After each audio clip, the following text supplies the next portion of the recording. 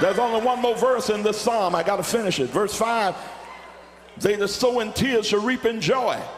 He that goeth forth weepeth, bearing precious seed, shall doubtless come again with rejoicing, bringing his sheaves with him. When I was giving the seed to the earth, I was weeping. But when I come back, I'm going to take from the earth the product of what I planted. And it won't be crying time no more.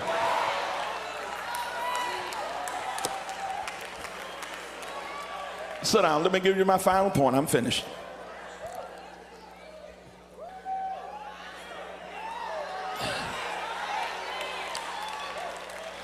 You know, the most discouraging thing about sowing and reaping, and God said it himself in the book of Genesis, that as long as the earth remains, seed time and harvest, it shall not cease. In other words, if planting seed brought a crop back in the Garden of Eden, planting seeds still bring forth a crop. Long as there's earth, this principle is going to remain. But there's one hard part of planting and reaping. Look at somebody and say, waiting.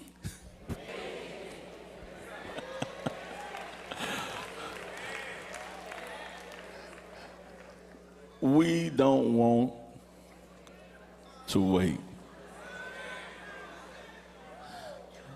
That's why somebody who comes through and raise that offering and tell you in 7 days, God is going to do thus and so. Oh, you can get more folk in that 7-day line. Because we always want it quick. But the Apostle Paul says in due season. There is a due season for every seed that is planted. Even when you come to the natural birth among humans, from the time that the seed of the man is planted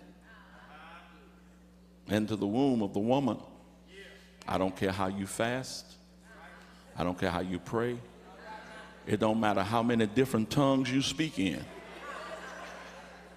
A normal, healthy child, you're going to wait 9 months. You can confess it. You can stand on the word. You can touch and agree.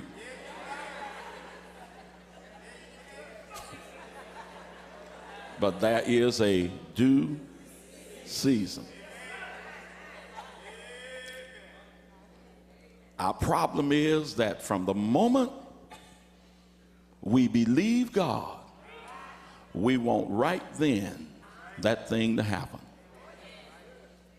You got to know, and when we use it all the time, that when the Lord spoke to Abram in Genesis chapter 12 and told him what he was going to do in him and his wife, whose name was yet Sarai, Abram and Sarai heard God, and Abram was already 75 years old, and she was 65. And their biological clocks were almost run down. It was already past the time. So you think that if God makes that kind of a promise, that God is going to somehow accelerate the passage of time. You would have expected 9 months later, Abraham and Sarah would have had triplets. And 9 months later, another set of twins.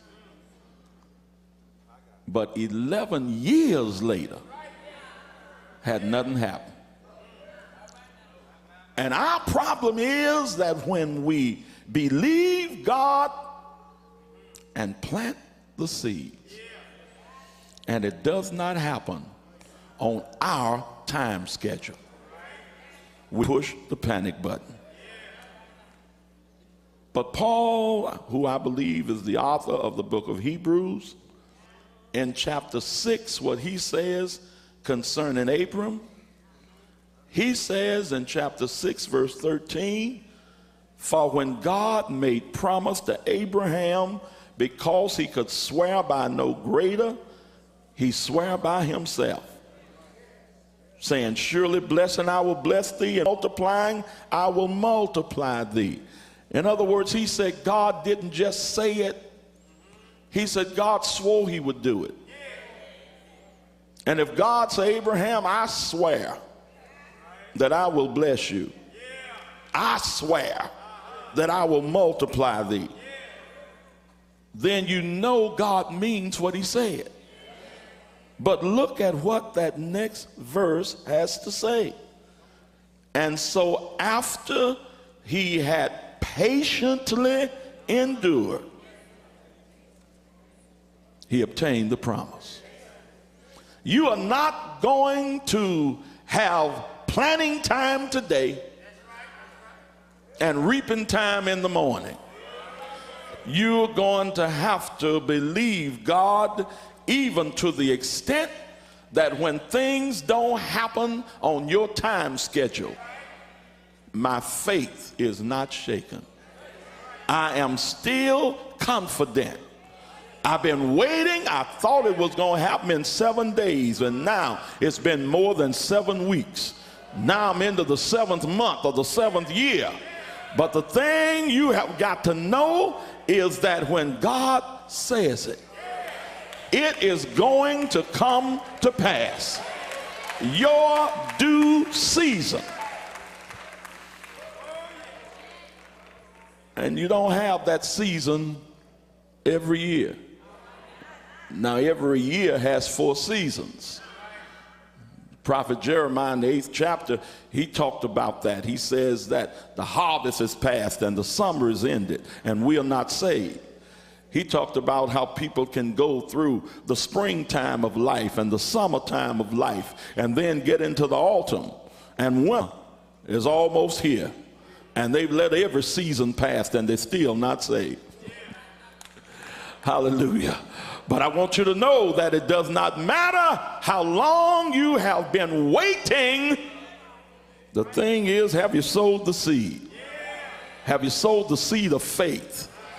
Have you sowed the seed of confidence in God? Have you sowed the seed of believing that God is no shorter than his word? That whatever he promised, he is able, and not only able, but willing to perform. And if you know the seeds are planted, you don't have nothing to do now but wait.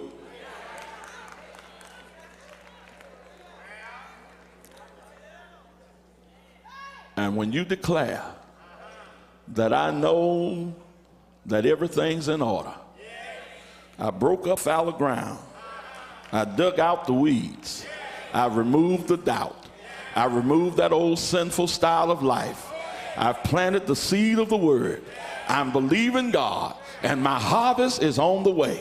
It doesn't matter what anybody else say, my harvest is on the way. Then you can just start praising God. It's my season, and if it doesn't happen before sundown today, get up tomorrow. It's my season.